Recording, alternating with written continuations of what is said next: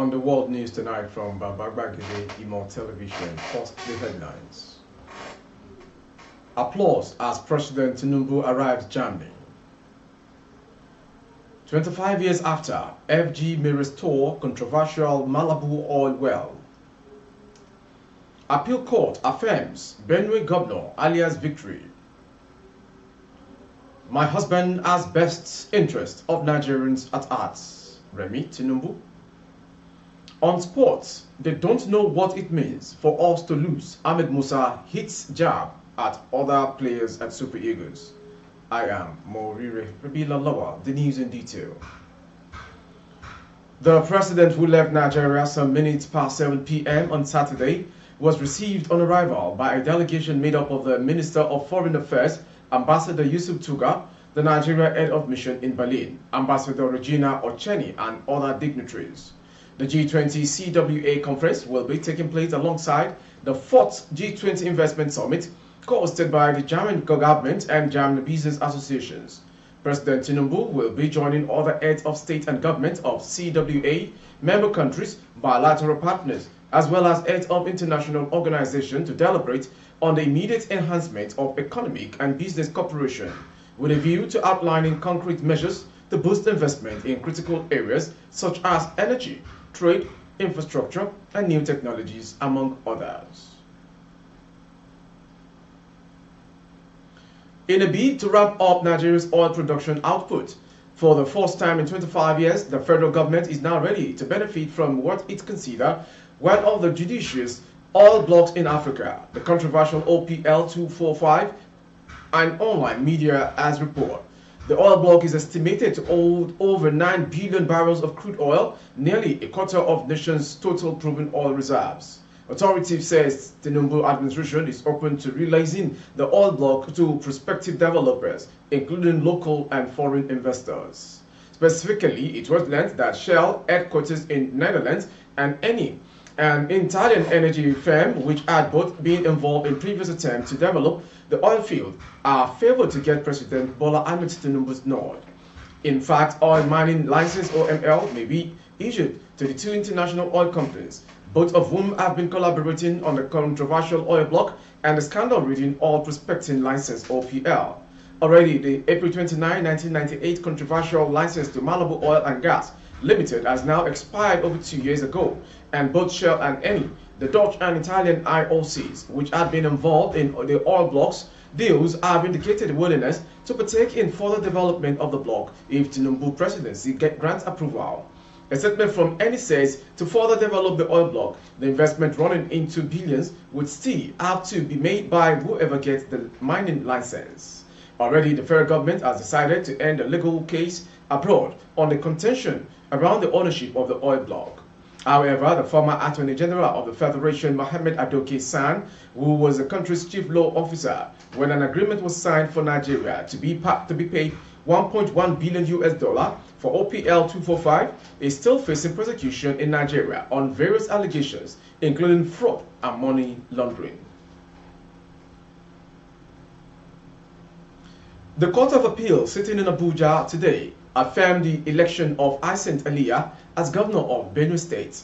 The candidate of the People's Democratic Party in the March 18 governorship election, Titus Uba, had approached the appellate court to set aside the judgment of the tribunal which upheld Aliyah's election. At the tribunal, Uba, among other things, alleged that Aliyah's deputy, Samuel Ode, presented a fraud certificate to the Independent National Electoral Commission, INEC. Commission, contrary to Section 182(1) of the Federal Republic of Nigeria, 1999 Constitution as amended.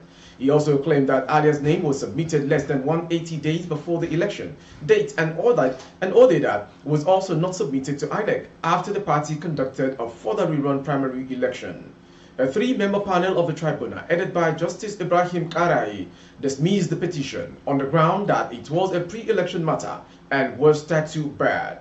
Ruling on the appeal today, the appeal court's three-member panel led by Justice Onyekachi Aja Otisi held that the Uba failed to prove beyond reasonable doubt the allegations of forgery against Ode.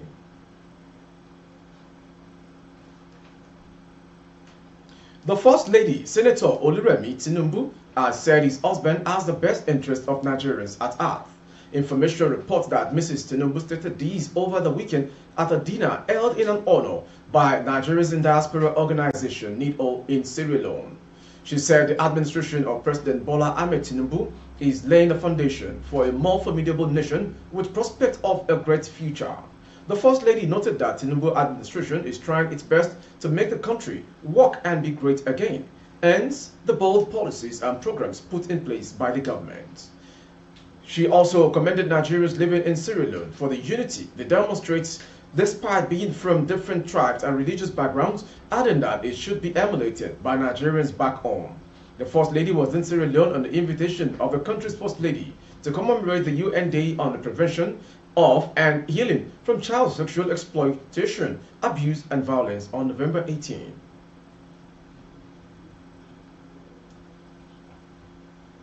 The acting chief judge appointed by Governor Adelekes in Osun State, David Afolabi, has rejected the appointment. Afolabi was appointed after the purported suspension of the substantive holder of the office, Adepele Ojo.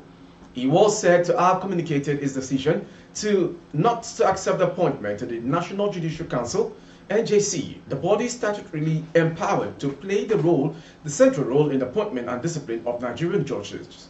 Afolabi's grouse about his appointment as acting chief judge is that it was done by the governor without NJC's input as prescribed in the Nigerian constitution and judicial precedents. He has communicated his decision not to accept the appointment, a source has said from NJC. Governor Adelekes had suspended the initial chief judge Ojo on Thursday, November 16, over allegations of misconduct, abuse of powers, corruption and disregard for rule of law leveled against her by the House of Assembly. The governor's spokesperson, Rashid Olawale, announcing the development in a statement, disclosed that Adelekes approved the resolution of the State House of Assembly, passed on Thursday, November 16, requesting Ojo to step aside pending investigation of allegations against her. The statement signed by Olawale reproduced the House of Assembly's resolution, in which it was stated that requesting Ojo to step aside was not for any disciplinary action, but to allow for proper investigation of the allegations. A mobile policeman attached to the Maru Police Division has been killed in an attack on the Rua community of Maru local government area of Zamfara State by armed bandits. The bandits also abducted 15 persons, including the wife of a monarch in the community. According to reports, the assault happened early around 12:30 a.m. today. The assailants unleashed gunfire indiscriminately after they stormed the community, killing the policeman who was fatally shot in front of the district head's residence while attempting to defend the house. After a failed attempt to kidnap the district head, who was nowhere to be found, his wife was abducted. The bandits were yet to contact the community for money regarding the abducted persons from the community. Meanwhile, the Zamfara State Police Command was yet to comment on the incident as at press time. Moving on to the next story. In a statement on Sunday, Kwara State Police Command announced the arrest of a suspect linked to the tragic death of Vera Polytechnic of student Toyin Bamidele. The incident initially reported on Thursday that involved the student being fatally attacked at a rented apartment in the Dapsin Extension area of by unsuspected cultists.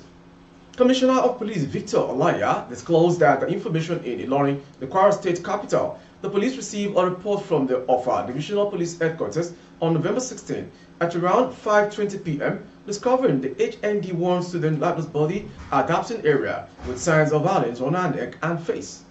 Toyin Bamidele, a food technology student, was pronounced dead at Wali Clinic and Hospital, where her body was taken. The police commissioner emphasized that autopsy would be conducted and done after deposing the deceased body in the mortuary. The suspect has been apprehended and is cooperating with the ongoing investigation. As stated by Olaya, he urged the public to remain vigilant, emphasizing the police commitment to ensuring citizens' safety and resolving the crime. The command wishes to advise members of the public to be conscious and vigilant during this period, as evil men are prowling, looking for what and who to devour. The command will not relent in our wondrous duty to ensure the safety and security of citizens and the property, while reiterating its determination to get to the root of this actual crime.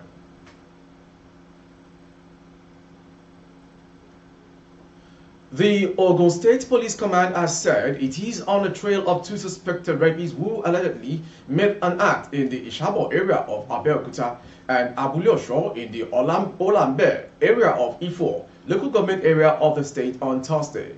Information learns that the victim, or Reverend Kuti Memorial Grammar School Abeokuta, was allegedly a victim of the act identified within the area from an unknown man. Correspondent learned that from police source that the girl and her sister were said to have been roaming the street after their parents had allegedly sent them away from home for an unknown offense. While walking down the street, the yet to be identified suspect invited them to his house for shelter, where the victim was suspected to have been involved in the act, before she and her sister were sent away in the morning by the suspect. Information also gathered that the principal of the school, who became aware of the incident, approached the Ibarra police division along with the victim to report the crime. Similarly, in Abulosho, a lady involved who had left her house to buy a snack was suspected to have been done in the same act by an unknown man. Correspondent learned from the police that the girl at grandma's house to buy a snack at a nearby store before he was allegedly dragged to a nearby bush with an unknown man during the act. Correspondent also gave the resulted uncontrollable bleeding by the minors had to be rushed to the hospital for treatment. Reacting to the crime via WhatsApp chat on Saturday and Sunday precisely, the State Police Public Relations Officer Omolola Odutola, who confirmed both incidents, said efforts were ongoing to apprehend the suspect. Odutola said efforts are on top gear to begin arrest those involved in the crime. Our men visited the scenes of the crime. We have also commenced intelligence gathering to arrest the suspect for prosecution.